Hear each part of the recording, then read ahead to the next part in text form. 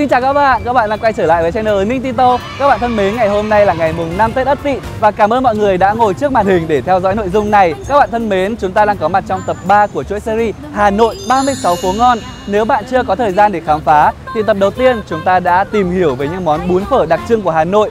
Tập thứ hai thì chúng ta đã cùng nhau khám phá những món ăn đường phố.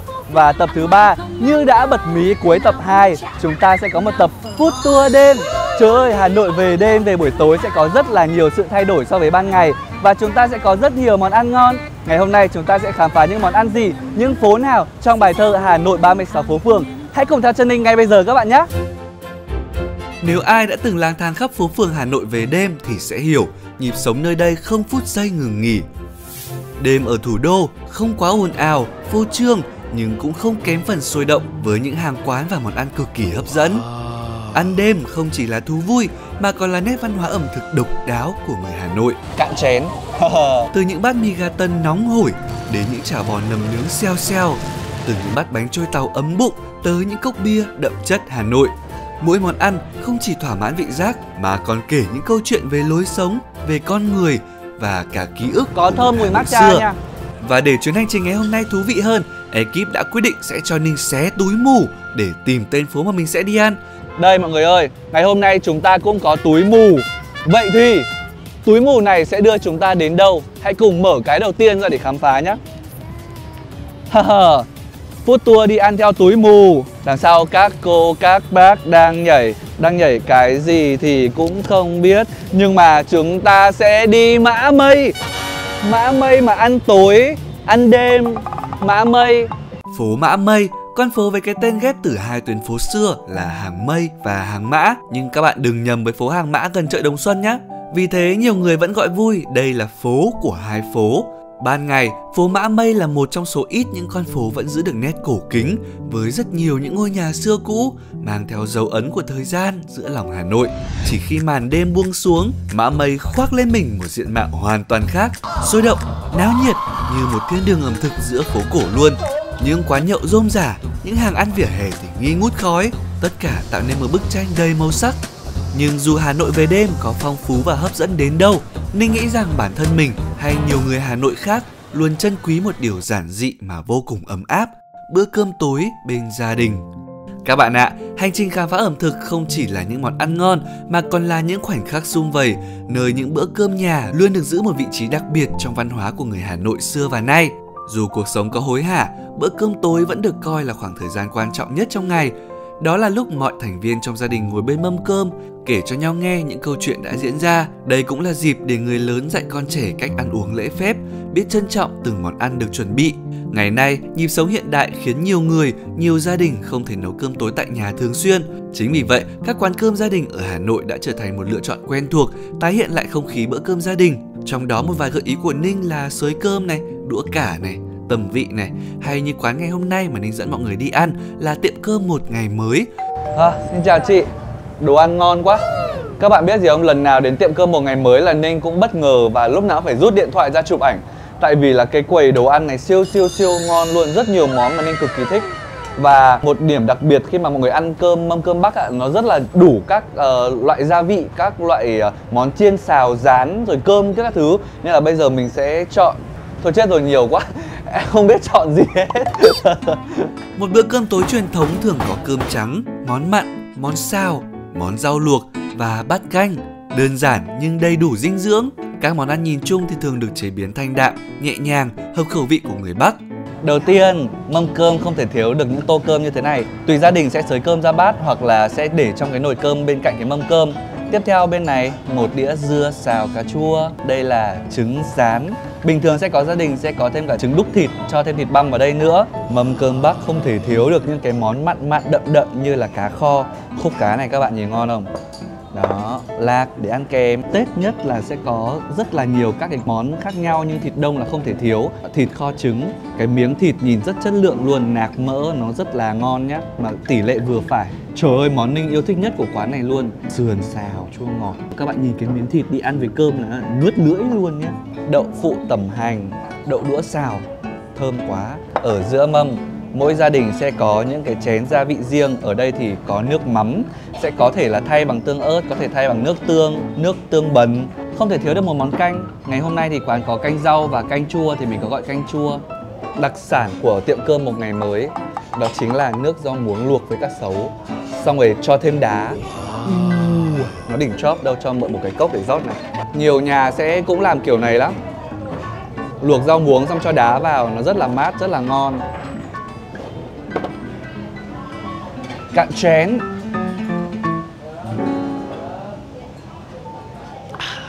Bây giờ thì Ninh sẽ so bát đũa. Nhiều người thì nói rằng là ở trên mâm cơm, cái việc mà những cái phép tắc ở trên mâm cơm ấy nó sẽ thể hiện một phần nào đấy cách giáo dục trong gia đình. Và ở miền Bắc thì có rất là nhiều các cái quy tắc phép tắc ở trên bàn ăn, như ăn trong nồi ngồi trong hướng, hay là mời. Cái điều đấy rất là khác biệt giữa vùng Nam và miền Bắc nhá. Ninh vào Nam ấy, khi mà Ninh mời ăn cơm ấy thì mọi người thường bảo thoải mái lên, không cần phải mời đâu. Nhưng ở ngoài Bắc là phải mời từ trên xuống dưới cho nó đúng nha. Cháu mời ông, con mời bố mẹ, rồi thì em mời anh chị ăn cơm. Rồi thì có những cái nguyên tắc kiểu như là nhai không được chóp chép này, rồi không được kiểu lật lên lật xuống cái miếng ăn để chọn này, nhiều lắm. Nhưng mà lâu dần thành quen và nó cũng thành một cái văn hóa Ninh nghĩ cũng khá là hay. Con mời các ông, các bà, các cô, các chú, các anh, các chị. Ninh mời các bạn cùng ăn cơm với Ninh ngày đầu xuân nhé.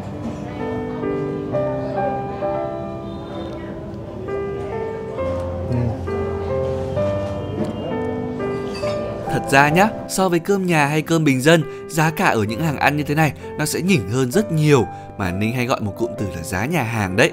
Các bạn đến đây cũng có thể gọi theo đĩa hoặc theo mâm tùy theo mức giá và nhu cầu. Tuy nhiên, riêng với tiệm cơm Một Ngày Mới, Ninh đánh giá ở đây là vị rất ngon, chất lượng đồng đều, khá gần với vị nhà làm. Nếu có dịp ghé Hà Nội, bất chợt tò mò về bữa cơm của người Hà Nội như thế nào, các bạn có thể thử ghé Một Ngày Mới để trải nghiệm xem sao nhé. Còn bây giờ, sau bữa cơm nhà, con xin phép bố mẹ cho con đi xé túi mù để đi chơi tiếp với bạn đây.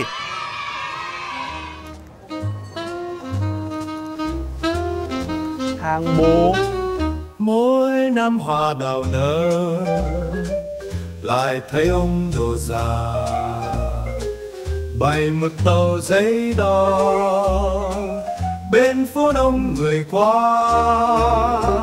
Bao nhiêu người thuê viết, tâm tất người khen tài, hoa tay thảo nhưng nét như phương múa rồng bay. Nhưng mỗi năm mỗi vắng, người thuê viết lấy đâu, giấy đỏ buồn không thắm, mực đọng trong yên sâu. Mỗi năm hoa đào nở, lại thấy ông đồ già là câu thơ mà Vũ Đình Liên miêu tả về một nét đặc biệt thời trước năm 1945 ở Hà Nội. Thời đó cứ khoảng gần Tết Nguyên đán, nhiều ông đồ sẽ bày mực tàu, giấy đỏ để viết chữ bán cho người dân treo ngày Tết trên vỉa hè phố Hàng Bồ. Bây giờ thì đến Hàng Bồ các bạn sẽ không thấy nữa đâu, bởi vì là các ông đồ lần lượt chuyển hết sang khu Hồ Văn ở Văn Miếu cho chữ hết rồi. Cũng như vậy, trước đây thì phố Hàng Bồ tập trung nhiều cửa hàng bán dụng cụ đan bằng tre nứa như là bồ, sọt, thúng, mủng này. Còn giờ, khi đến Hàng Bồ, các bạn sẽ thấy đây là nơi bán rất nhiều phụ kiện may mặc, nhưng không phải là không tìm được món ăn ngon đâu. Trong không gian thật tiên lãng, đến Hàng Bồ là các bạn sẽ nhìn thấy ngay dãy quán biển vàng bán mì gà tần của nhà Thúy Liên. Mở cửa từ năm 1992, quán gà tần số 24 Hàng Bồ luôn được đánh giá cao nhờ sự kết hợp hài hòa giữa mì tôm, thịt gà, ngải cứu và các vị thuốc bắc, tạo nên một món ăn vừa ngon miệng vừa bổ dưỡng. Gà thường không mì 45.000, mì gà đen 50.000, nửa con thôi nha mọi người. Tim cật tần 50.000, thêm trứng non là 20.000. Nói chung là 15, 20, 30, 40, 50, 60, 100. Ok. Nói chung là giá rất là vỉa hè, rất là bình dân để các bạn có thể đi thử với một cái món mà cảm giác là rất chất lượng như thế này. Hiện tại thì mình đang ngồi tại số 24 Hàng Bồ. Đây là một trong những cái hàng mì gà tần phải nói là rất hot và mở từ lâu lắm rồi ở trên phố Hàng Bồ. Lại nói về gà tần thuốc bắc, xưa kia thì gà tần vốn là món bồi bổ dành cho vua chúa và quan lại. Không biết từ bao giờ, những người đầu bếp tài hoa đã sáng tạo khi kết hợp mì tôm và món gà tần, khiến nó trở nên dân dã, gần gũi hơn mà vẫn giữ nguyên được cái giá trị dinh dưỡng. Và cứ thế, mỗi khi đông về, mì gà tần trở thành một món ăn chơi ưa thích của người Hà Nội. Rồi nhá, bắt đầu từ đâu? Bắt đầu từ mì gà tần.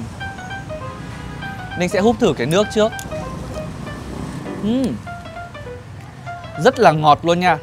Nhưng mà nó không phải là cái kiểu ngọt lịm đường đâu, ngọt nhưng vẫn có cái sự thanh nhẹ. Để ăn ngải cứu xem nào. Lâu lắm rồi không ăn mì cả tuần hàng bồ. Đầu năm đi ăn thử xem ra sao ta. Rau ngải không bị đắng lắm đâu, hầm cũng nhừ nhừ nhưng nó vẫn có độ dai để các bạn có thể nhai với cả bánh mì này rất là ngon. Mặc áo dài ngại gặm, nhưng mà thôi, tôi sẽ sắn lên. Trời hơi lạnh nên là lộ ra một chút cái áo giữ nhiệt.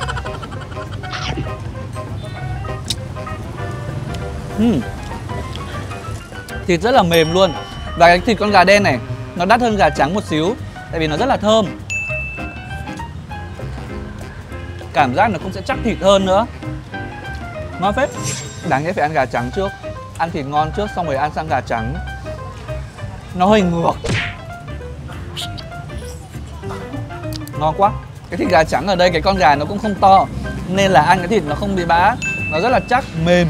Và một cái mà Ninh thích ở đây ấy, là cái nước dùng nó không bị đậm.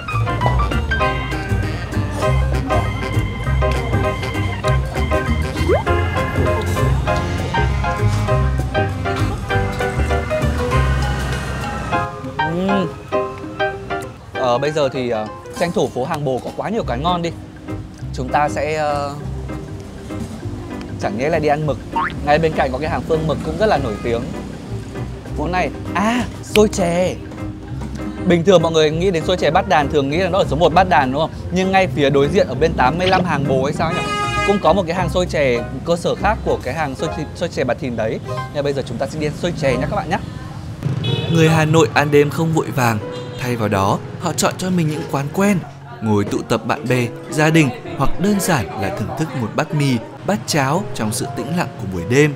Mỗi món ăn đêm không chỉ là một cách lấp đầy chiếc bụng đói mà còn là câu chuyện gắn bó với ký ức, với những gì thân thuộc nhất của mảnh đất nghìn năm văn hiến. Xôi chè Bà Thìn xuất phát từ gánh hàng rong của cụ Thìn từ những năm 30 của thế kỷ trước. Ui, gần 100 năm rồi đấy. Bảo sao là một trong những hàng chè lâu đời nhất tại Hà Nội. Xôi chè là sự kết hợp hài hòa giữa hai yếu tố dẻo thơm của xôi nếp và ngọt thanh của chè. Trong đó, xôi vò được coi là đỉnh cao ẩm thực Tràng An bởi quá trình chế biến cầu kỳ, phức tạp. Người Hà Nội thường ăn xôi chè như một món tráng miệng nhẹ nhàng nhưng cũng đủ để lấp đầy cái bụng trong cái thời tiết se lạnh của đêm khuya. Hạt nếp cái hoa vàng được đồ vừa tới, dẻo mà không dính, ăn cùng các loại chè như là chè Bá Cốt, chè đậu xanh, chè hoa cau mang đến hương vị thật trọn vẹn. Chính vì vậy, mỗi bát xôi chè không chỉ là một món ăn mà còn chứa đựng cả sự khéo léo của người nấu nữa.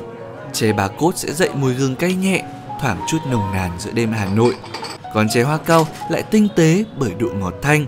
Thật sự là trong không gian phố cổ Hà Nội về đêm, khi tay bưng bát xôi chè ấm nóng, bạn sẽ cảm nhận được sự giao thoa giữa cái cũ và cái mới. Nó gợi nhắc về một thời gian khó khi xôi chè còn là một món quà dân dã và gần gũi với rất nhiều người Hà Nội.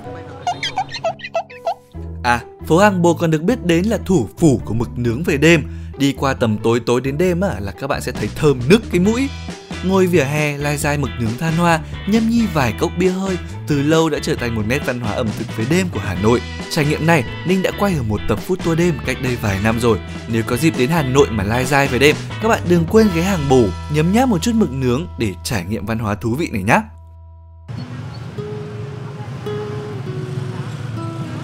Ăn đêm không phải lúc nào cũng là những bữa ăn đông vui, nhộn nhịp. Không phải lúc nào cũng là một bàn đầy đồ ăn. Đôi khi, thú vui ăn đêm còn ở sự tĩnh lặng, sự nhẹ nhàng, vẫn ấm bụng mà không quá no. Trong đó, bánh cuốn nóng là một sự lựa chọn hoàn hảo. Ở Hà Nội, theo thời gian và theo nhu cầu, rất nhiều hàng bánh cuốn đã mở thêm cả buổi tối, thậm chí đến đêm muộn, như hàng bánh cuốn Bà Xuân ở Hoài Nhai hay hàng bánh cuốn Thanh Vân ở Hàng Gà. Chính là hàng mà ngày hôm nay Ninh sẽ dẫn các bạn đi, đã có mặt từ năm 1973. Kể về bánh cuốn, đây là một món ăn đặc trưng của ẩm thực Việt Nam, đã vinh dự lọt vào top 10 món ngon hấp dẫn nhất thế giới, được Traveler của Australia bình chọn năm 2023. Bánh cuốn Hà Nội gồm 3 loại: bánh chay, bánh nhân thịt và bánh nhân trứng, rất dễ ăn mà cũng rất dễ nghiện. Giờ thì nhiều hàng bánh cuốn còn bán thêm cả lạp xưởng, thêm cả chả cốm, ruốc tôm, tùy khẩu vị khách hàng mà lựa chọn. Phần nước chấm bánh cuốn là nước mắm chua ngọt, thêm chút rau mùi, hành phi khô. Một số quán đầu tư hơn còn dùng thêm tinh dầu cà cuống để tạo hương vị độc đáo cho món ăn này. Buổi đêm nhá, bạn không chỉ thưởng thức một món ăn ngon đâu mà còn cảm nhận được cái sự tinh tế trong văn hóa ẩm thực của người Hà Nội. Đó là sự hòa quyện giữa hương vị quen thuộc của bánh cuốn với không khí phố phường về đêm, nơi mà mỗi con ngõ, mỗi chiếc đèn đường đều như đang kể câu chuyện về giá trị xưa cũ. Tiêu chúng ta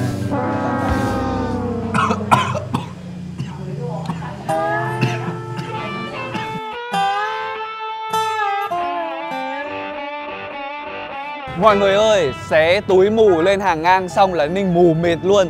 Bởi vì là nếu mà bạn nào biết ý, thì phố Hàng Ngang Hàng Đào bây giờ đã trở thành phố bán quần áo và các loại đồ lưu niệm rồi. Đặc biệt là tối cuối tuần, từ tối thứ Sáu đến tối Chủ nhật sẽ có phố đi bộ ở đây để mọi người có thể đi bộ dạo chơi ở quanh dọc cái phố này đến chợ Đồng Xuân. Thì Ninh nghĩ rằng là thôi, mình sẽ không cố tìm một cái hàng nào quá ngon ở đây vì chắc là cũng không có. Mà mình sẽ đi bộ một xíu lên trên kia, lên hàng đường mua ô mai. Tại vì là Tết mà, ô mai ở trong nhà nào cũng sẽ có để chúng ta vừa có thể gọi là ăn chơi. Nhưng ô mai nó còn có tác dụng là có thể như một phương thuốc để cứu cái họng, giảm đau họng này, giảm ho này. Nên là rất là tốt nếu như mà bạn nào mà đang kiểu bị viêm họng nha. Thì Ninh có lên trên phố hàng đường mua được một ít ô mai ngon quá. Bạn nào ăn xin mời comment phần bình luận, Ninh sẽ gửi ngay ô mai đến các bạn. Thật ra về cái phố Hàng Ngang này Ninh có đọc qua về cái giới thiệu. Thì cái phố Hàng Ngang này trước đây là do người Hoa có xuất xứ từ Quảng Đông ấy, họ có đến đây để buôn bán. Thì cái phố này họ sẽ xây cổng ở hai đầu phố để có thể là gọi là đảm bảo an ninh. Nó sẽ là một cái bức tường chắn ngang, ở giữa sẽ là cửa gỗ, ban ngày mở ra, ban đêm đóng lại. Đấy là lý do vì sao có tên là Hàng Ngang. Và nhân tiện ở một cái phố mà không có đồ ăn thì Ninh cũng nói luôn là trong bài thơ có phố Hàng The. Bây giờ Hàng The họ cũng không còn nữa rồi, không còn trên bản đồ nữa rồi. Có một vài người thì nói là Hàng The ngày xưa là buôn bán các loại vải để may mặc. Trong đấy thì có một cái loại vải có tên là vải The. Thật ra là cũng không có nhiều thông tin, nên là mình cũng chắc là cũng xin phép bỏ qua luôn. Mà sẽ đền bù cho các bạn. Ở con phố tiếp theo chúng ta sẽ xé túi và chúng ta sẽ ăn sập cái phố đấy luôn, được không ạ? Bình thường xé túi mù ấy là ngồi một bàn đầy ra thế này, xong rồi xé. Nhưng mà trong khuôn khổ cái này để cho bất ngờ chúng ta sẽ xé luôn. Đâu, nên chọn cái nào đây ta? Đây đi. Ôi xồi, dắt túi. Hàng thùng ở đâu ta? Hàng thùng. Cụm từ hàng thùng ngày nay thì được giới trẻ hoặc là những người buôn bán sử dụng để chỉ đồ second hand. Chứ ngày xưa người ta dùng cái cụm từ hàng thùng chỉ phố hàng thùng vì phố này chuyên sản xuất và bày bán các thứ thùng bằng tre nứa, bằng gỗ, được gắn bằng sơn ta, dùng để gánh nước hoặc là để đựng nước mắm. Ngày nay thì phố hàng thùng đã bày bán thời trang, gia dụng. Và trong cái hành trình biến chuyển đó, bà Hồng cũng đã kịp thời mở một quán nem tai và dần quán đã trở nên nổi tiếng ở phố cổ suốt mấy chục năm nay luôn. Bà Hồng có từng chia sẻ nem tai là món ăn truyền thống của gia đình bà từ khi còn nhỏ ở Nam Định. Bà học nghề từ bố mẹ rồi khi theo chồng về Hà Nội, bà mở quán bán nem tai. Nem tai thì được làm từ tai lợn giòn, được tẩm ướp với đường, nước mắm, nước cốt chanh, tỏi, ớt và một chút xíu cái lá chanh thái nhỏ như sợi chỉ. Khi thấm gia vị rồi, nem tai được trộn đều cùng với thính gạo. Món này có thành công hay không? Theo Ninh đánh giá là ở cái thính này. Món nem tai này thì có thể ăn trực tiếp hoặc các bạn sẽ sử dụng bánh đa nem cuốn cùng với một chút lá sung, lá đinh lăng, thêm vài miếng sung muối chua. Nước chấm nem tai cũng là nước chấm chua ngọt thêm một chút cay nhẹ. Mà các bạn đã bao giờ cuộn thêm cả giò với cả nem chua như thế này chưa? Quê chồng bà Hồng thì là ở Ước Lễ, nghe có quen không? Chính là làng nghề giò chả nổi tiếng của Hà Nội đấy. Thế là bà đem giò với nem chua quê chồng để ăn kèm luôn. Hai đặc sản từ hai vùng đất khác nhau khi cuốn chung lại tạo nên một cái hương vị thơm ngon khó cưỡng. Dần dà, quán đã trở thành địa chỉ ăn nem tai quen thuộc của không ít người Hà Nội. Ngon thật mọi người ạ, Ninh cực kỳ thích cái quán bà Hồng này luôn. Mặc dù là giá hơi cao nhưng mà chất lượng cực kỳ. Nhiều gia đình thiết đãi khách thường tới đây mua nem về bày tiệc. Những đôi trai gái yêu nhau cũng thường lui tới quán này như một chỗ để ăn vui. Còn với các nhóm bạn, Ninh nghĩ đây không phải là một gợi ý quá tốt. Quán không gian cũng hơi nhỏ và đồ ăn nó cũng chỉ có thế thôi. Để Ninh dẫn các bạn đến con phố này, có một món hợp không khí tụ tập bạn bè dã man luôn. Đặc biệt hợp buổi tối và buổi đêm nhá. Không được rồi, không ổn lắm. Nó không được lắm đấy. Các bạn biết vì sao không? Cái chỗ đứng đằng sau kiên của Ninh kia kìa, mọi người hay gọi đấy là bốt hàng đậu đúng không? Đấy không phải bốt hàng đậu, mà đấy là tháp nước hàng đậu. Còn bốt hàng đậu ngày xưa ấy Bây giờ nó phía bên này này, nó là trụ sở công an phường Đồng Xuân. Thế mà gần đây, mấy cái năm gần đây Ninh mới biết, mọi người cứ đến đây có hẹn nhau ra đây là bốt hàng đậu, nhưng thực ra đấy là không phải. Mà khi đến nhắc bốt hàng đậu thì chúng ta sẽ có dọc đường ở đằng sau kia là hàng đậu kìa, thì sẽ có rất nhiều các hàng bán cá cảnh và cũng có rất nhiều các hàng bán nầm nướng, bò nướng. Đấy là lý do vì sao ngày hôm nay Ninh đến hàng đậu sẽ dắt các bạn đi ăn nầm bò nướng Cúc Phương. Đây là tháp nước hàng đậu.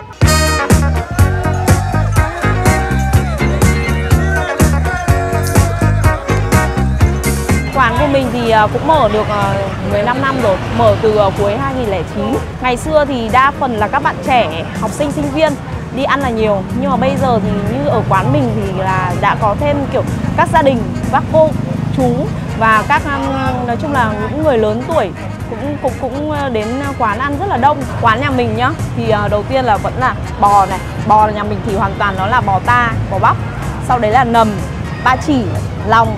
Và đấy là phần gan là phần tặng hẹp ngoài đấy của Ôi trời ơi mọi người ơi, ăn đêm phố cổ mà không đi ăn nầm nướng thì phải gọi là một thiếu sót. Thật ra thì ở Hà Nội có rất nhiều địa chỉ ăn nầm bò nướng ngon. Ví dụ các bạn có thể lên nầm Vân 200 Phó Đức Chính, các bạn có thể lên nầm bò nướng Xuân Xuân ở Mã Mây, hay là nầm bò nướng Hàng Than, rất là nhiều. Nhưng nhắc đến hàng đậu thì chúng ta không thể nào không nhắc đến nầm bò nướng Cúc Phương. Quán này thì cũng mở được khá lâu rồi và là một địa chỉ mà có lẽ là rất nhiều các bạn trẻ và các gia đình, các văn phòng đến đây để có thể ăn tối. Và ngày hôm nay thì Ninh có gọi rất nhiều thịt để chúng ta sẽ có một bữa nướng xèo xèo thật là ngon. Cho dầu ăn vô đây. Không thể nào có cái gì thay thế được bơ Tường An khi mà các bạn ăn nướng. Ăn nướng mà ăn bơ lạt thì nó không ngon đâu. Ăn là phải ăn cái bơ Tường An này này. Nó ít tiền nhưng mà nó ngon, nó thơm. Đấy, mình sẽ cho bơ vào đây. Sau đấy thì các bạn phải cho thịt luôn, nếu không nó rất là bắn. Ở nhà này các bạn chỉ thấy những cái thịt kiểu như thế này thôi, không tẩm ướp gì quá nhiều đâu. Trong đây sẽ có rất là nhiều tiêu để cho nó thơm thôi. Đó, bởi vì đồ của họ rất là tươi. Ngày hôm nay thì Ninh sẽ uống rượu một chút, bởi vì là mình không chạy xe. Mình ăn nướng, mình có một chút cái rượu mơ như thế này thì nó sẽ tuyệt vời hơn gấp vạn lần. Cạn chén. Các bạn nâng ly ạ. 1, 2, 3. Cheers. Việt Nam 1, 2, 3. Yo. Nầm bò nướng thơm lừng vô ngon quá. Xèo nầm bò nướng thêm miếng tỏi, thêm chút tiêu, chấm đậm sốt cay cay tê, gắn một miếng, ôi trời ơi mê.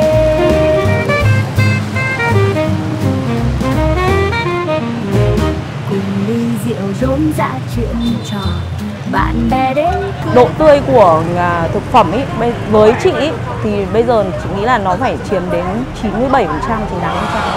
Phần còn lại nữa là nó còn do cái sự phù hợp về cái khẩu vị của khách hàng. Mỗi một khách hàng lại có một cái khẩu vị khác nhau. Nếu như mà cùng tần số về cái khẩu vị đấy thì mình sẽ ở lại với nhau lâu hơn. Xèo nầm bò nướng thêm miếng tỏi, thêm chút tiêu, chấm đậm sốt cay cay tê, cắn một miếng, ôi trời ơi mê. Ăn xong no nê chúng ta sẽ xé túi mù đi hàng gì đây? Các bạn thân yêu ơi. Đây, tưởng không có gì. Hàng dây. Nhà văn Đỗ Phấn từng viết trong Bâng Quơ một thời Hà Nội. Ăn đêm là một nét sinh hoạt mang tính toàn cầu của thị dân ở hầu hết các thành phố lớn. Ở Hà Nội, điều đó càng đúng khi nhắc đến những quán ăn đã trở thành một phần ký ức của biết bao thế hệ. Nhắc đến food tour đêm mà chưa ghé bánh trôi tàu bác Phạm Bằng thì quả thật là thiếu sót. Hơn 30 năm qua trên phố Hàng Giày, quán nhỏ này chỉ bán đúng 3 món: bánh trôi tàu, lục tàu xá và chí mả phù. Lục tàu xá là chè đậu xanh bột báng nấu với trần bì, còn chí mả phù là chè vừng đen. Những món ăn này đều được nấu theo công thức gia truyền của người Hoa, giữ trọn hương vị truyền thống. Trong đó đặc biệt nhất phải là bát bánh trôi tàu nóng hổi, thứ quà giản dị nhưng lại làm ấm lòng biết bao nhiêu người Hà Nội. Trong bát bánh trôi tàu của nhà bác Phạm Bằng thì sẽ có 2 viên khác nhau, một viên là bánh trôi nhân vừng và một viên là nhân dừa. Sẽ khác một vài các quán khác là sẽ có thể nhân đỗ xanh nữa. Thì xin mời mọi người, Ninh sẽ nếm thử nước trước. Rất là thơm cái mùi gừng, và quan trọng ở trong đây đó chính là cái nước chè nó không bị quá ngọt. Cái ngọt ở đây nó rất là êm, nó dịu. Đây, sát một miếng ra các bạn sẽ thấy cái mùi vừng đen rất là thơm luôn.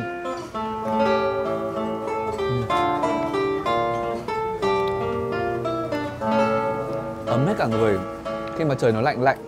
Được bát chè này quá đỉnh luôn. Ninh nhớ ngày xưa thỉnh thoảng buổi chiều chị Ninh dắt Ninh đi và mẹ Ninh dắt Ninh đi, thỉnh thoảng ra chợ ăn được những cái bát này. Nó ngon lắm, bởi vì ngày xưa không có nhiều em bé Tây ngày xưa không có nhiều những cái món ăn kiểu ăn vặt đâu, nên là những cái món mà đặc trưng kiểu như thế này, rất là Hà Nội như thế này, cực kỳ ngon. Hiện nay có một số hàng ở Hà Nội còn bán cả bánh trôi tàu mặn với nhân thịt băm bên trong cơ. Ninh vừa mới review quán này cho các bạn trong clip food tour đồ nóng chiều cuối năm. Các bạn có thể kéo lại để khám phá nhé, nó lạ cực kỳ. Bước qua thời gian khó với những món ăn đêm đa phần chỉ dành cho người lao động làm ca về muộn, tạt vào bên đường ăn uống qua loa. Rồi đây, ăn đêm là thú vui của mọi giới, mọi lứa tuổi và mọi tầng lớp. Người Hà Nội giờ ăn đêm không phải chỉ cho đỡ đói, thay vào đó ăn đêm trở thành thú vui, là cái cớ để bạn bè gặp gỡ, giãi bày sau những giờ làm việc căng thẳng. Hà Nội về đêm vì thế không xô bồ như cuộc sống hối hả ban ngày, mà trở nên sâu lắng, nhộn nhịp theo một cách riêng. Mọi người ơi, buổi tối đến với Hà Nội thì thực sự là nếu mà các bạn đi ở vỉa hè trên phố cổ ấy, sẽ thấy có rất là nhiều những cái quán ăn ngon luôn. Và đặc biệt là trong cái tiết trời buổi tối nó hơi se lạnh, những cái món ăn mà mọi người có thể ăn, ví dụ như là nem chua rán, ví dụ như là nem nướng, hay là những cái loại bánh chiên chẳng hạn. Đó, và đến với Hà Nội, rất nhiều người tưởng nhầm nem nướng Hà Nội giống với cả nem nướng Nha Trang, nhưng mà không. Nem nướng Hà Nội đơn giản hơn, cũng không phải cuốn gì cả. Đây, Ninh đã mua một vài chiếc nem nướng ở Hàng Cót để ra ngồi đây ăn với mọi người nè. Nem nướng của Hàng Cót ấy, hoặc là những cái loại nem nướng của Hà Nội ấy, thì sẽ là được nướng xém xém như thế này trên than hoa. Và chúng ta sẽ ăn đơn giản là chấm với cả tương ớt. Và cái nem nướng khi mà nướng ra thì nó sẽ hơi có độ dính dính ở xung quanh, tại vì là ở trong đây có bì, nó sẽ tiết ra cái dính dính đó. Xin mời nhé, xin mời nhé.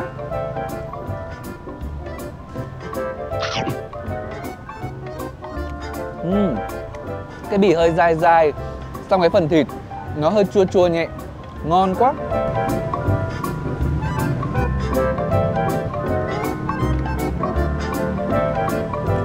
Lâu lắm không ăn mà vẫn ngon. Cái hàng đấy thì nằm ngay ở cổng của trường Thanh Quan nha mọi người. Buổi tối Hà Nội còn gì ta? Mình nghĩ là bây giờ sau cái nem nướng này chúng ta nên xé túi mù đi. Đâu? Xem cái tập túi mù của tôi đâu? Đâu? Hàng gai. Hàng gai nằm ở đoạn nào ta? Hàng gai ở gần hàng bè không ta? Hàng gai, hàng gai. Gai con ơi, gai con ơi, gai con không nhớ ra là hàng gai ở đâu ta. Phố Hàng Gai có tên gọi bắt nguồn từ việc xưa kia nơi đây chuyên bán dây gai, dây đay, võng và thừng. Vì vậy, phố còn được biết đến với cái tên là phố Hàng Thừng. Tuy nhiên, mặt hàng dây gai đã dần biến mất từ thế kỷ 19. Đặc biệt, trong ký ức của người Hà Nội xưa, hàng gai cũng gắn liền với những ngày Tết Trung Thu, khi con phố bày bán đủ loại đèn xếp, đèn kéo quân và đồ chơi truyền thống cho trẻ em. Ngày nay thì thay đổi quá rồi, đến hàng gai các bạn sẽ chỉ thấy đồ quần áo, quà lưu niệm. Và không thể không kể đến một cái mùi hương quá quen thuộc, hấp dẫn người đi đường mỗi khi đi qua cái ngã tư Hàng Gai và Lương Văn Can này. Đây mọi người ơi, tiệm King Roti này đi qua lúc nào cũng thơm nức. Chị ơi, có đang đủ 3 vị bánh không ạ? 4 luôn à? Thế cho em mỗi cái 1 nhá. Hello. Các bạn, có bạn nhân viên ở trong nhận ra. Cho em mỗi cái 1 vị ạ. Em hay làm YouTube ẩm thực. Em chuyển rồi nhá. Ta-da, Ninh đã có 4 vị rồi. Bây giờ chúng ta sẽ sang bên đường để ăn. Và ở đây thì Ninh đang có 4 vị. Nói thật với các bạn là phải mấy chục năm rồi Ninh không ăn lại cái bánh King Roti này. Đứng vào đây cho đỡ vướng hàng. Đấy, thì bây giờ chúng ta sẽ cùng ăn thử lại nha. Ui, mọi người ơi, thơm lắm. Để Ninh xé ra cho mọi người xem bên trong nó sẽ như thế nào nhá. Ơi, đây là bánh sô-cô-la. Ê, nhưng hơi ít sô-cô-la so với mình tưởng tượng không ta? Ngày xưa mình nhớ là nhiều lắm mà ta.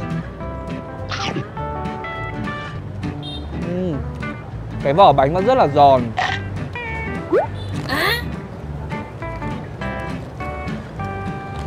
Rơi bánh, cái bột bánh ở bên trong ấy nó rất là mềm, vỏ ngoài thì rất là giòn và thơm. Cái sô-cô-la ở trong nó cũng không quá ngọt. Thật ra nếu mà Ninh nghĩ là nếu mà thêm sô-cô-la nó sẽ hơi bị ngọt đấy. Nên là như thế này là vừa. Một cái này sẽ có giá 20.000, thật ra là cũng không rẻ đâu. Nhưng mà nó là một cái món mà chắc chắn là kiểu làm ấm lòng của các bạn và ấm cái mũi của các bạn trong những cái đêm mùa đông giá rét. Để xem cái bánh trà xanh này bên trong là có nhiều trà xanh hơn không nhá. Bên trong nó là nhân trứng. Có thơm mùi matcha nha.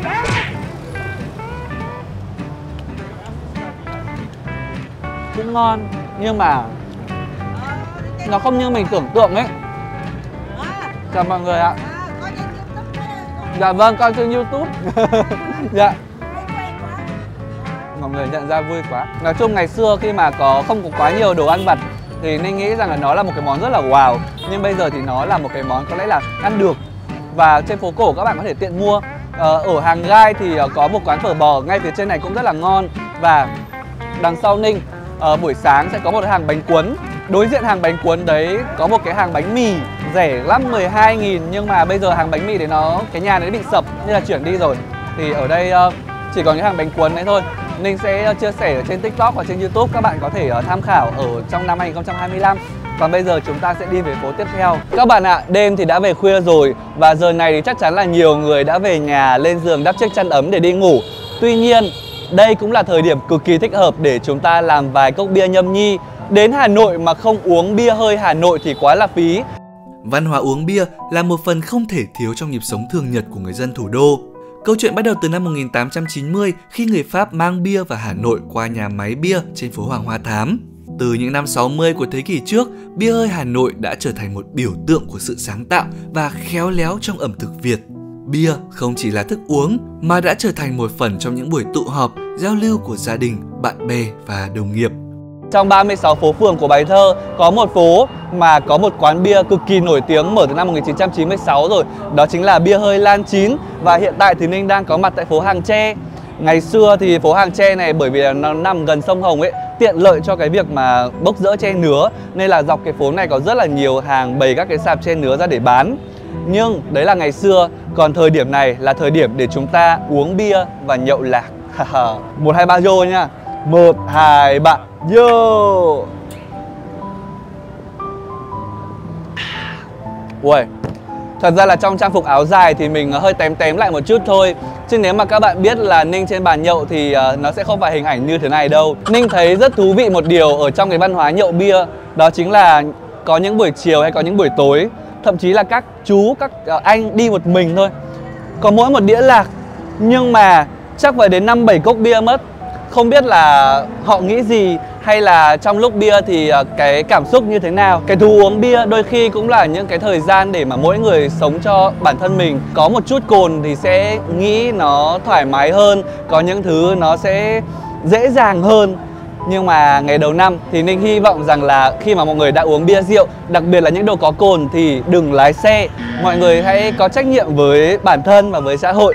Còn bây giờ thì cũng đã về khuya rồi, Ninh sẽ nhậu một chút và chúng ta sẽ gặp lại nhau ở trên phố các bạn nhé. Khi màn đêm buông xuống, người ăn đêm không chỉ thưởng thức món ăn mà còn được ngắm nhìn vẻ đẹp của phố phường. Đó là những con đường vắng vẻ, những tán cây xào xạc trong gió, tạo nên một không gian Hà Nội vừa tĩnh lặng, vừa đầy màu sắc. Để chúng ta nhớ về, để chúng ta yêu hơn từng khoảnh khắc nơi đây.